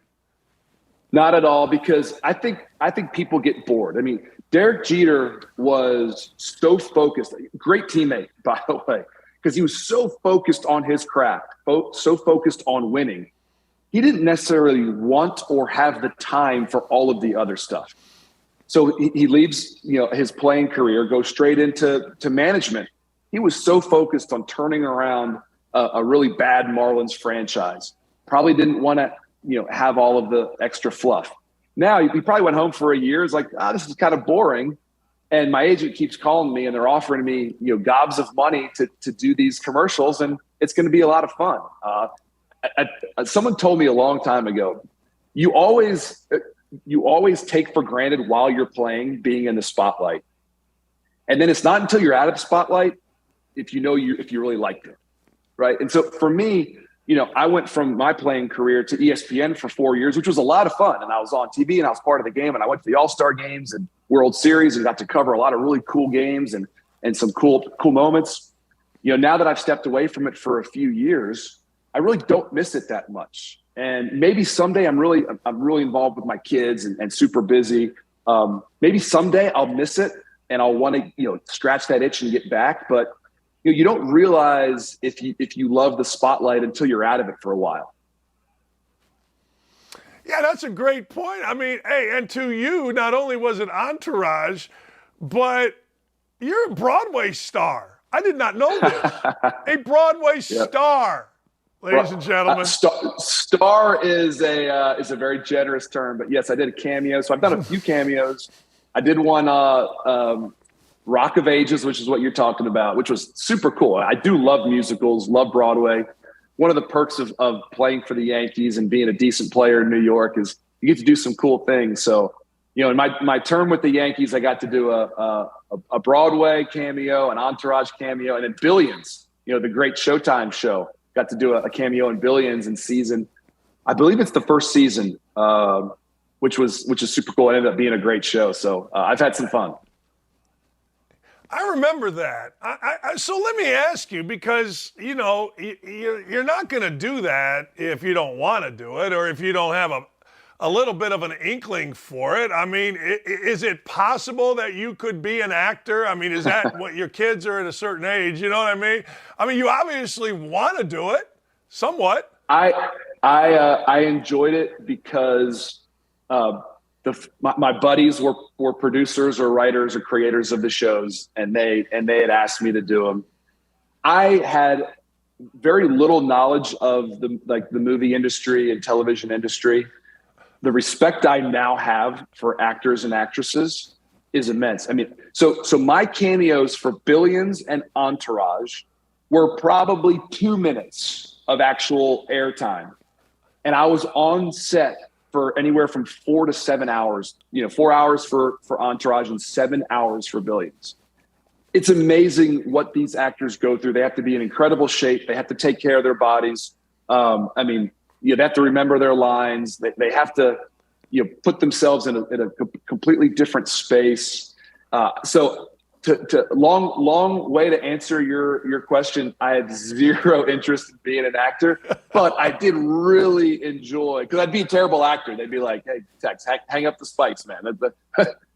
You're not going to make it as an actor." But I really enjoyed those cameos, like hanging out with my buddies and getting to meet the actors. Yeah. I did we were all in the movie Blue Chips, a really bad movie with Shaq and Penny Hardaway, and Nick Nolte and the director came. I was assistant with Bob Knight for 12 years, and Nick Nolte hung out with us, and my best work was on the cutting room floor. I tell people, you can see me, but damn, the good stuff was cut out. I could have had an Academy Award here, so I know exactly. Us actors, we know exactly what we're saying here. Dan, by the way, that movie was like part of my childhood. So I played basketball. I actually enjoyed basketball more than baseball as a kid. So, but 6'2" white guy that couldn't jump or shoot probably wasn't going to make the NBA. So I stuck with hitting the baseball. But man, I loved Blue Chips. To me, that was one of the most underrated sports movies of all time. But when you look back at it, you watch it now, you're like, ooh, there's some bad acting in that movie. But it was a great movie at the time. At the time, it was great. Yeah. It's funny. I just happened to turn it on, and I paused it. I'm sitting there. Coach Knight's talking to the team, and I'm his assistant right next to him, trying to look like I really care. And I paused it for my wife and my stepson. I go, see, you don't even know who you're living with. A frickin' star right here, people. But it is fun. Those things are fun. Hey, Mark, I hope you'll come back during the season, man. I want to continue getting updates from you and talk more baseball. It's been a lot of fun. Thank you. Sounds great, Dan. That was fun. Thanks. That's Mark Teixeira. I was a big Mark Teixeira fan. I think most people were, because he just went out there and played every day. I mean, what the hell? And then I loved him at ESPN. I did. And I can see why, if you've got kids, baseball is a lot longer. When I was at ESPN, basketball, I was divorced, so I'd go out there on Wednesday, do something, do the game with Tirico on Tuesday, go to ESPN Wednesday, fly home, do a game Saturday. And it was great because I didn't have kids. My kids were older, and but man, if you have kids, you want to be there, particularly when you're an active guy. So, hey, that was a lot of fun with Mark Teixeira. And Dylan was sucking up to him. Oh, you're my favorite player. That's like the 20th person Dylan was sucking up to. But that's all right. You got to. Ted CRUZ is going to join us coming up at 10:30. We already taped the interview, and I got to tell you, he's awesome.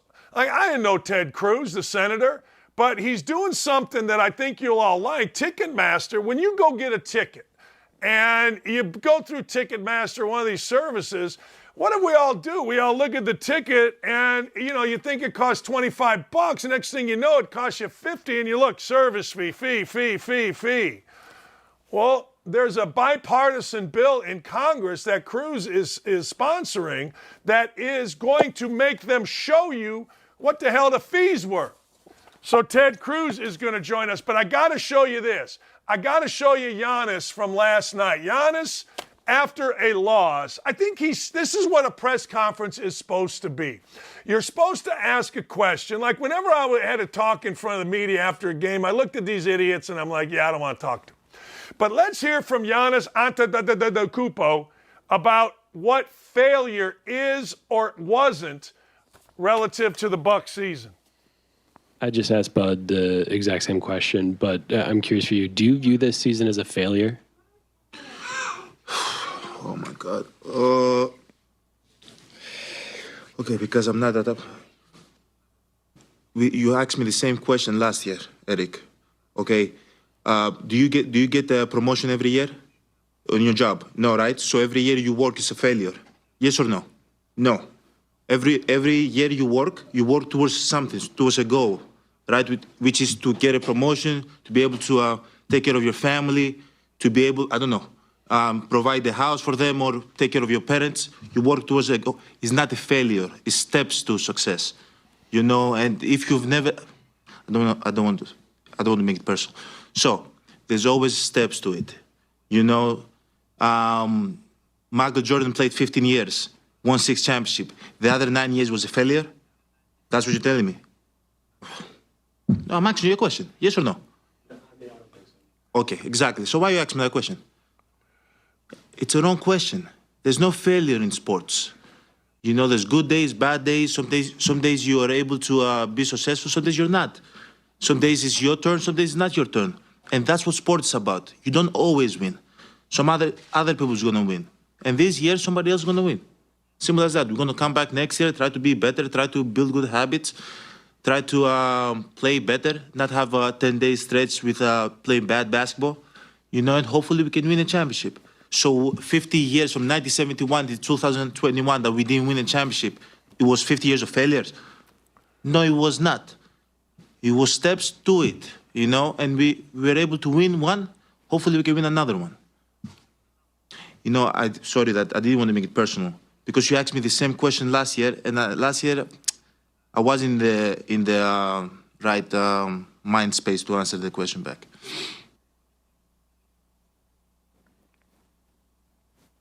That's pretty good.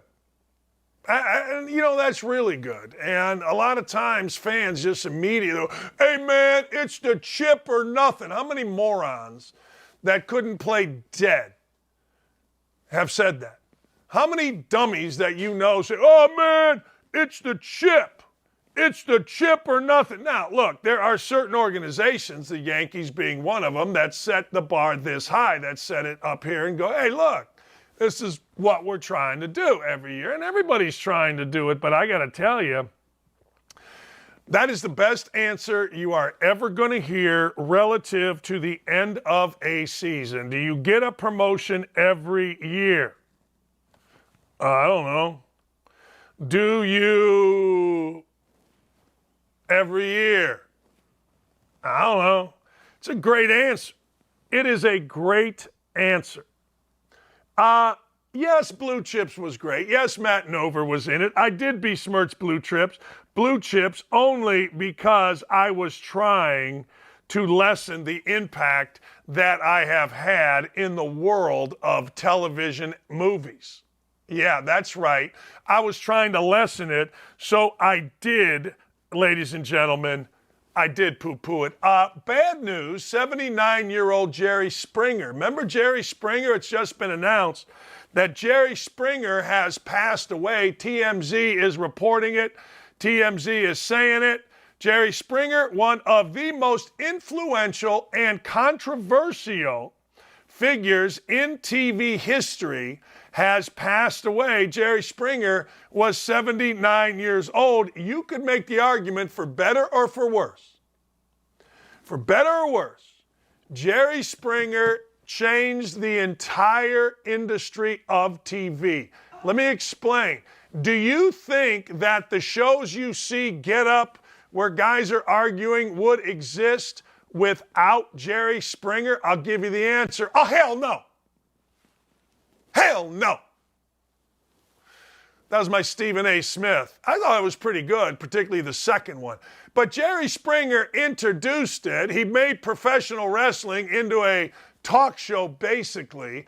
And it was okay then for all of us to then do what we do, yell and scream and complain.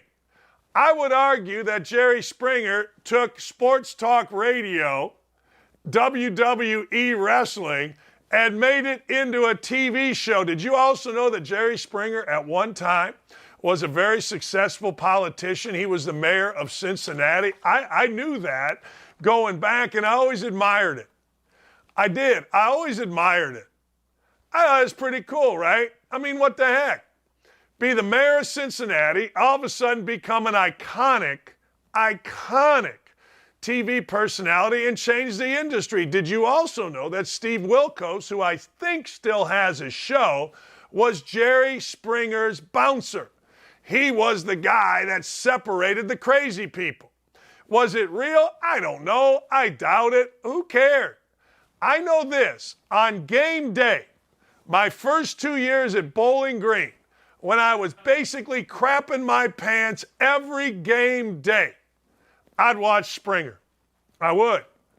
I'd watch Springer to keep my mind off of what was coming, which was the game.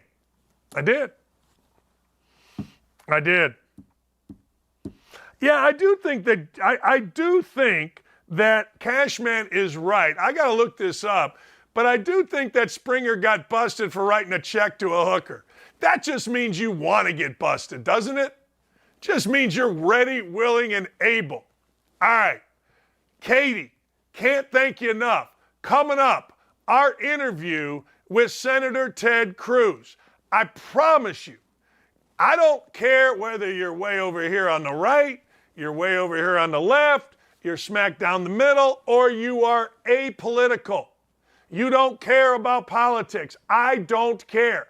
I promise you, if you have an open mind and you listen and don't start attacking Cruz for something you don't like from the past or whatever, I promise you, you're going to like our interview with Ted Cruz. It's going to make a lot of sense, and you're going to go, damn, that was good TV. Ted Cruz next. Yeah, folks, we are still talking about Bud Light, and here's why. The apology from Anheuser-Busch CEO Brendan Whitworth late last week wasn't a freaking apology.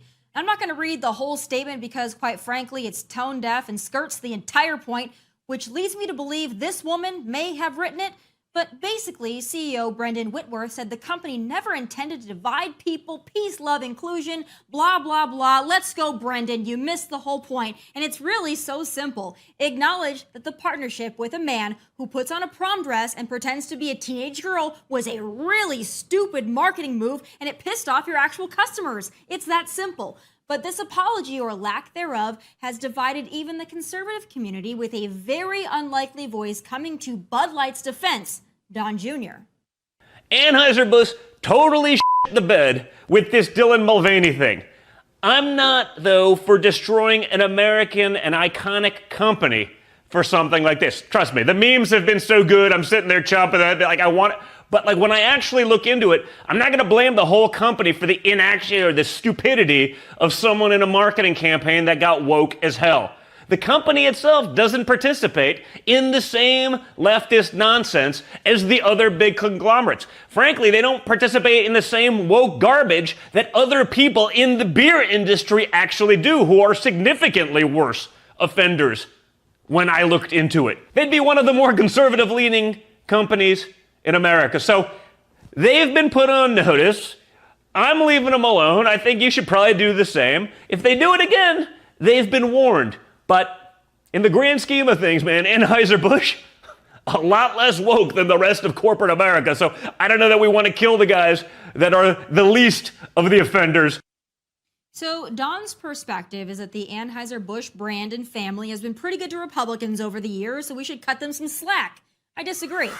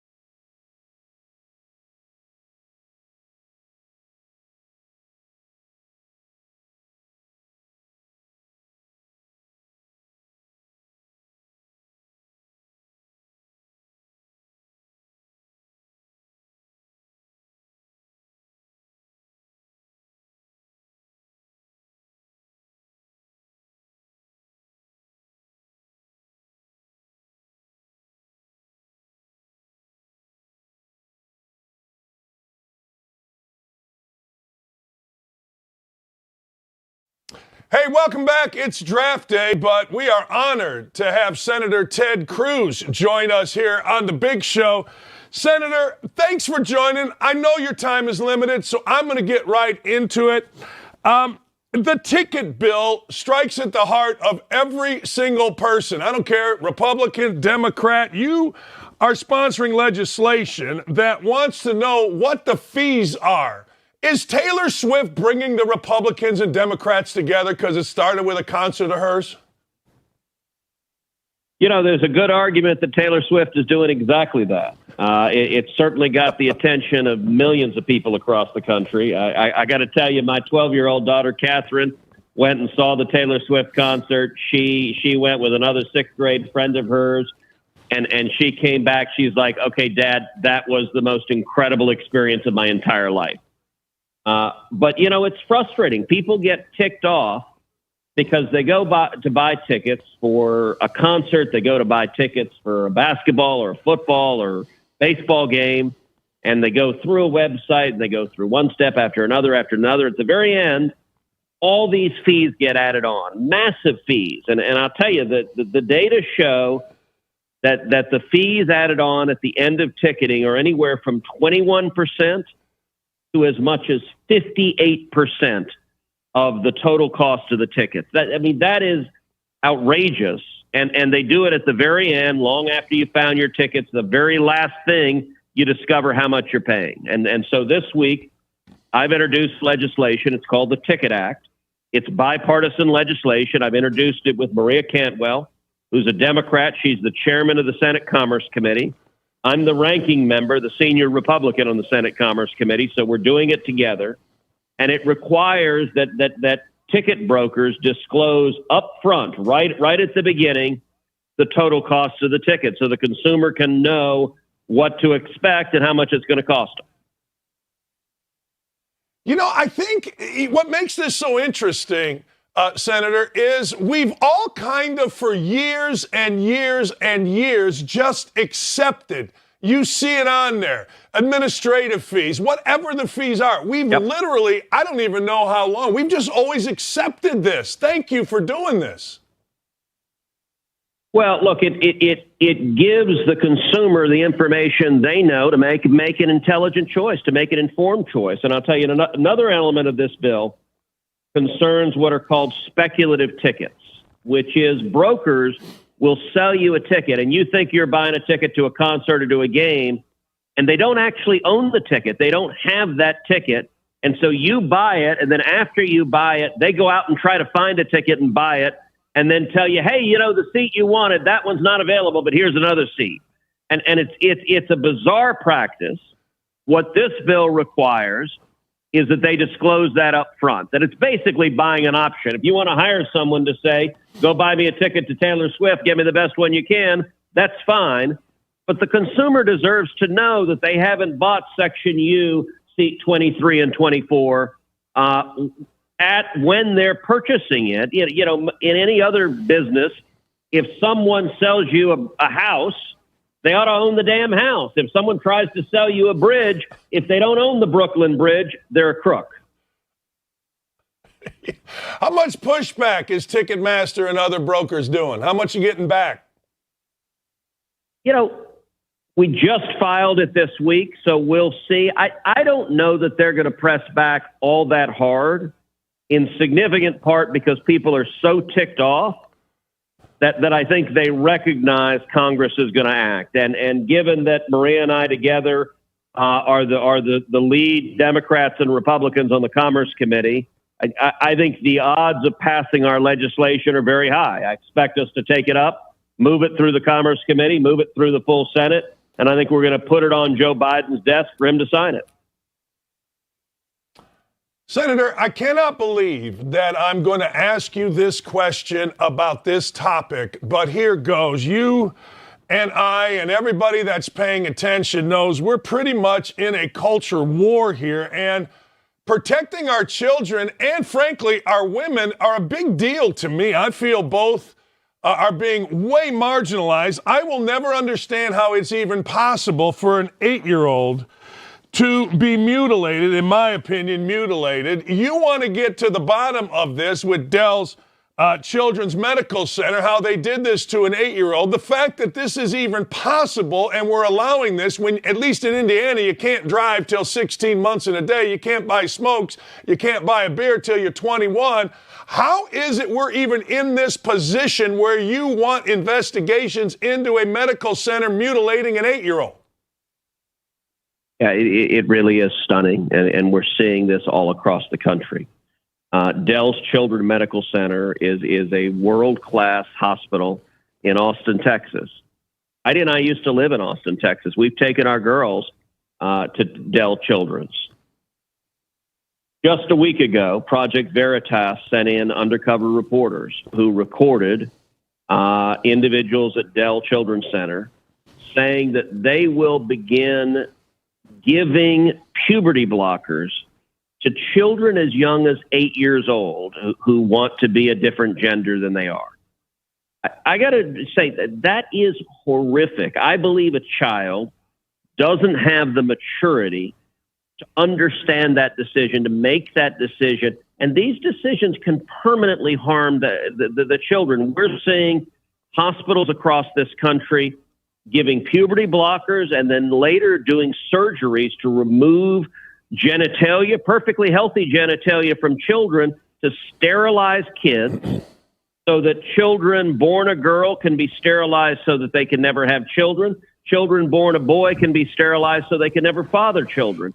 And it is horrific, and a child lacks the maturity to understand and make decisions that will affect his or her life for the entirety of their life. And I think it's child abuse to sterilize a kid. And so I've joined with Chip Roy, a member of the House and a good friend of mine who represents that area, in sending an oversight letter to Dell Children's asking, what is your practice? What are you doing to children? At what ages? What are the standards? What are the tests? And how can you justify permanently removing a child's ability to become an adult and have children, all in the name of a gender ideology, which apparently now trumps the health and well-being of kids? Senator, I always try to look at both sides, and I don't see justification at all. I mean, 8-year-olds are worried about eating boogers and playing with trucks. I mean, making decisions like this. What could possibly be the justification for this? It's ideology. And listen, to be clear, if an adult wants to do this to themselves, they have that right. You have the right if you choose to go. For a long time, people got in a plane and they'd fly to Sweden and get a sex change operation. If someone wants to do that as an adult, you have that right. An 8-year-old doesn't have the maturity to make that decision. And look, a lot of 8-year-olds want to be a T-Rex. It doesn't mean you should take them into the doctor and get talons attached to them. I mean, this is children are young and growing and they think all sorts of things. And the problem is, too often for the parents, ideology becomes dominant for them. And we see for hospitals now across the country, this is big business. There's a lot of money to be made doing this to children. And I believe it's fundamentally wrong. If someone wants to go down that road, wait until they're an adult and make an informed choice as an adult. Just like you can get a tattoo. A lot of states have an age requirement to get a tattoo, but not to be surgically mutilated and altered and sterilized for life. That is bizarre. It's incredible. Quick last thing. What did you think of Biden announcing for re-election? Look, I think it's a joke. The video he put out, it's a 3-minute video. The reason he put out a video is because they had to film it in studio. He had to read from the teleprompter. He couldn't actually go out to a crowd and give a speech because nobody knows what the heck he'd say. And his whole slogan, finish the job. The last 2.5 years, what a train wreck we've seen under Joe Biden. We have inflation ravaging consumers. We have out-of-control crime, murder rates, carjacking rates skyrocketing. We have the worst illegal immigration in our nation's history, over 6 million people streaming across the border. And as bad as the domestic and economic policy has been, the foreign policy's been even worse. We're in the middle of the first major land war in Europe since World War II. Every enemy of America is stronger. The Chinese are sending spy balloons to conduct espionage over the continental United States. And Joe Biden's message is he wants to finish the job. No, thank you. You screwed it up enough the last 2.5 years. We don't want 4 more years of that. And I am quite confident the American people want to change course. They recognize life has gotten a lot worse for most Americans in the last 2.5 years, and we don't need more of the same failed policies. Senator, I can't thank you enough for talking so candidly. Please don't stop, and please come back. That was fantastic. I appreciate it, Dan. All right, let me ask you this. What do you think of the chances the Rockets get Wembanyama? I think pretty good. I think the NBA has a way of making that happen. So I think the Rockets have a really nice chance of that. I think they have a tremendous chance, and I think they make it happen in the NBA somehow, some way. I'm ready to see it happen. The big Frenchman, I think he'd look great in Houston colors, and I'm ready for the Rockets to come back. Hey, last thing, they taking a quarterback, or the Texans taking a quarterback tonight? That I don't know. Look, we need help everywhere. So it's I got to say, last season is the first time in the history of the NFL I can think of when a coach got fired for not tanking well enough because he accidentally won a second game. Hey, Senator, here at Indy, we tanked our brains out, man. We put in a guy who never coached Jeff Saturday. we did it right. So there you go. Look! Thanks, the Senator. Texans and Rockets are both rebuilding, but at least the Astros, we've still got the trophy. Yes, you do, and you probably have another one. Thank you, sir. I didn't want to keep you so long, but you're awesome. Appreciate you. Thank you. God bless. Oh, man, that's a lot of fun. That's Senator Ted Cruz, who is Look, he's involved in things that should matter to all of us. I mean, that Ticketmaster thing is absolutely ridiculous. We've always paid the fees. We've always just said, hey, fees and more. Oh, this fee, 2%, 3%, 4%. We always have. Anytime you go buy a ticket, how about go park somewhere in a big city, man? At least you see tax. You know, I mean, we somehow, some way say, all right, a tax is okay. A tax is all right. But we've never really questioned fees. We've never really said, hey, I paid $28, but it comes out to be $50. Yeah, you know, that's those fees. Man, and the transgender thing, we have been all over that, have we not? I mean, that is so ridiculous, the transgender thing, where an 8-year-old can go in, and I'm glad. I'm glad he's going in, and the word justification is massive. What is the justification?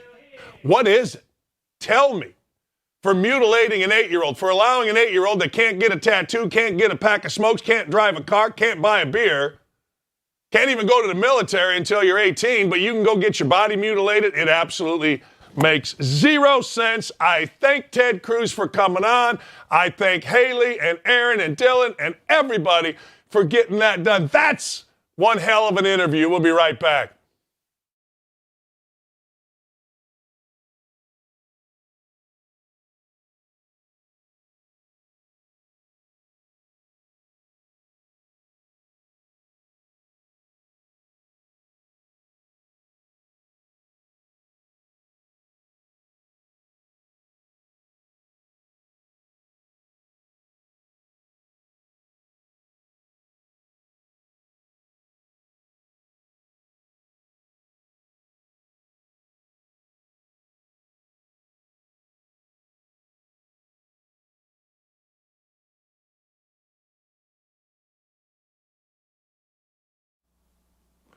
Yeah, man, what a great show. Katie, I want you to look at me. You are a freaking stud. She used to work at Fox News. And next thing you know, Ted Cruz is on the big show. I love that he called Biden running for re-election a joke. That, to me, is absolutely glorious. Nothing better. Freaking joke. Couldn't read. We got a guy that can't speak in front of the country without a teleprompter. What are we doing? What? That's our president. That's our guy. I don't know. I was going to ask him if he was going to get primaried out. There's no way Joe Biden will participate in no way he'll participate in a debate. No chance. No way. I'm looking pretty good today. I dressed up for the senator. Yeah. My brother-in-law asked me earlier, he said, hey, he's staying at our house while Lee and I at Harvard. But he asked me, do you always get dressed up like this for the show? And I'm like, no, I got Senator Cruz on, and my brother-in-law is I'm trying to get this back in my ear. My brother-in-law, my beautiful and awesome mother-in-law, they are very conservative folks, so they like Ted Cruz. Well, and I like Ted Cruz. I've always paid attention to Ted Cruz, but he just seemed like a normal guy, and I can get down with that. All right.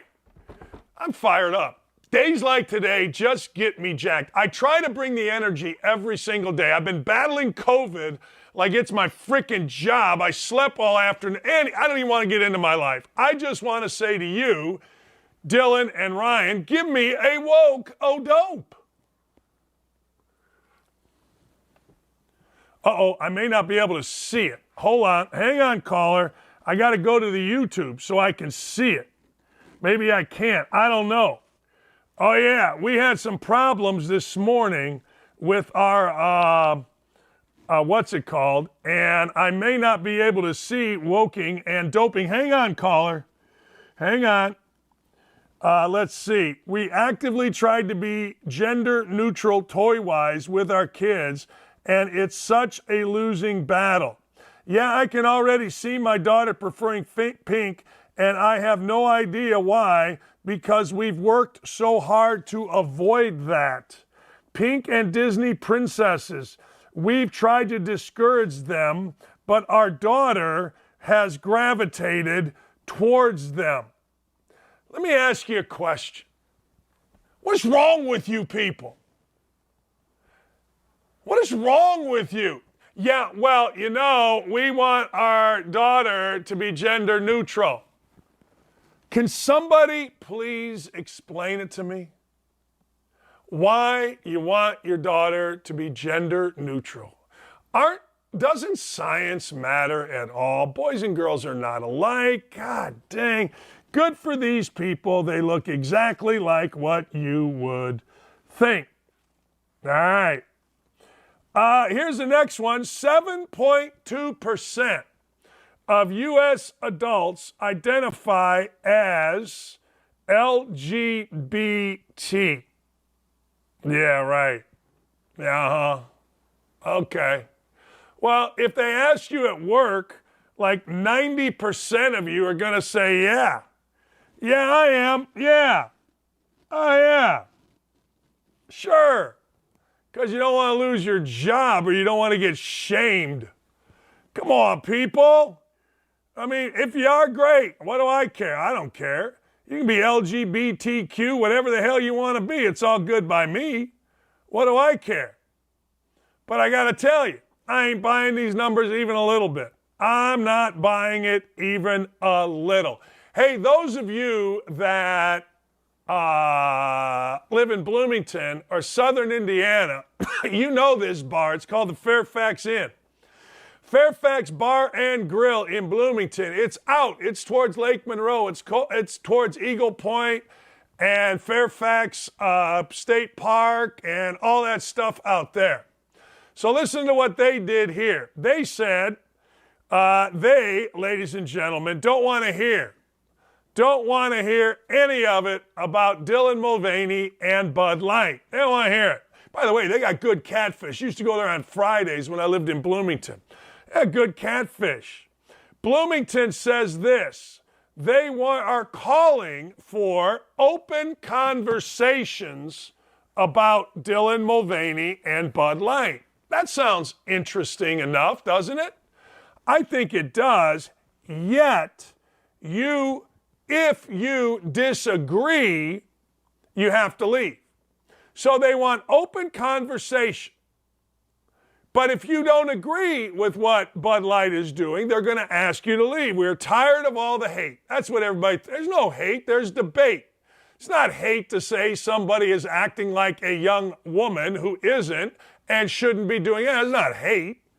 We are very open to debate and discussion. It's truly a shame that we can't have open to conversations about this important political and cultural topic. Bars, in our opinion, exist as public spaces where ideas should be exchanged. Fairfax Bar and Grill wrote in a Facebook post, unfortunately, due to all of the bigotry and hatred that has surfaced around the Bud Light controversy, any patriot wanting to voice their concerns about the issue will be immediately asked to leave, pay their bill, and be gone. All right. The post was shared alongside an image of a similar statement saying the establishment welcomes all people, but warns that those who are intolerant should be silent among their belief. We are aware. We support all people in this establishment, no matter who you are or how you identify. We will continue to sell Anheuser, they spelled it wrong, Busch products, because we don't care who they make special cans for. If you are intolerant of other humans of any kind, we ask that you keep your opinions to yourself. Should you feel the need to discuss the matter in public, you will ask to leave. We will not tolerate your intolerance here. All right. Okay. All right. On yesterday, the bar released while the response here has been overwhelmingly positive and supportive, it's time to reiterate why we took a stand last 2 weeks since sharing a post stating that we will not tolerate intolerance. Our social media has been flooded with blatantly transphobic, homophobic, racist comments. We're inclusive, welcome all kind-hearted customers. After making that post, the comments on every post since include hate speech, including transgender people are mentally ill, biological women are being erased. Well, is that hate speech? Hate has no place at the Fairfax. Really? That's hate speech to say women are being erased? There is a portion, like any other portion, of people where there is mentally ill people in the transgender community. I mean, I don't understand why that's a big deal. Thank you to all of you. Now they need new customers who support our establishment. With the departure of some of our regulars, we needed new clientele, and you have answered. We still need more of you. That means business has gone crap. Look, the Fairfax Inn, Bloomington, Indiana, is one of the most liberal places you're ever going to find. The area around it, not really so much. It's country. Fairfax Inn is more country than it is city. It's more county than it is Bloomington. And they took a stand. I got no problem with people taking a stand. My problem comes when you're telling me by saying we are relegating women to secondary status. That's not hate. That's what we're doing. When you put a fake woman to replace a woman and act as a woman in a mocking vein, that is putting women second, not first. And if that's hate, then so be it. If you view that as hate, then I don't know what to tell you. No reasonable person views that as hate, but what happens is people's ideology, as Ted Cruz said, gets such that if you don't agree, then you, ladies and gentlemen, are a bigot. If you don't absolutely take a stand and say, we are for Dylan Mulvaney, then you are an ist. Jennifer has the solution. You just simply go to Nick's. You go to the upstairs pub. You go to the alley bar. Problem solved. They did have good catfish, though, back in the 80s and 90s. They did. They had really good catfish at the Fairfax Inn. During Lent, I would either go to St. Charles for the catfish, or we would go out to Lake, not Griffey, what was it called? I forget. Whatever, the Lake Lemon, Lemon Lake. Lake Lemon had a place out there. Good catfish. I always liked going to the Fairfax Inn. I did. But you can kiss my backside with hate speech, including what? Including women are being relegated. Shut up with that. Doesn't seem like they are very tolerant. Hey, do us a favor. Like us on our YouTube. Subscribe to us on our YouTube. And understand that I don't take lightly that you all have made us the fastest growing show on YouTube. And if you don't mind, how about sending out the links so that others can enjoy the greatness of what we've got going on here? Aaron, fantastic. Katie, ridiculously great. Haley, thank you. Dylan, wonderful. It was a mess this morning, man. Somebody had commandeered our live view, which is something that we do to hook up. Fox Sports was using our thing. So Dylan and Ryan had to get going immediately. I'll be doing the show tomorrow from Boston. I may talk in a totally Boston accent. But don't be afraid to like our show. Have a great afternoon, everybody. I'm off. It's Harvard Senior Softball Weekend. The great Tegan Shaw. Let's go.